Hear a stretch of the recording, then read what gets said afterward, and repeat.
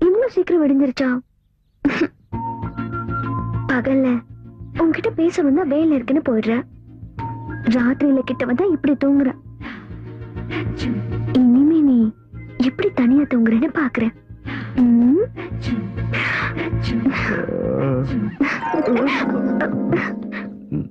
நீ இங்க எதுக்கு வந்த? அது என் ரூம்ல எனக்கு தூக்கம் வரல.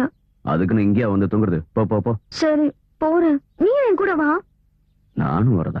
ஜமீன்தாரையா உன்ன எப்படி என்கிட்ட சரியா மாட்டதான் போறேன். பொண்ணு தொல்லை தாங்க முடியலையே. இனிமே இங்க இருந்தா சரி வராது, கிளம்ப வேண்டியது.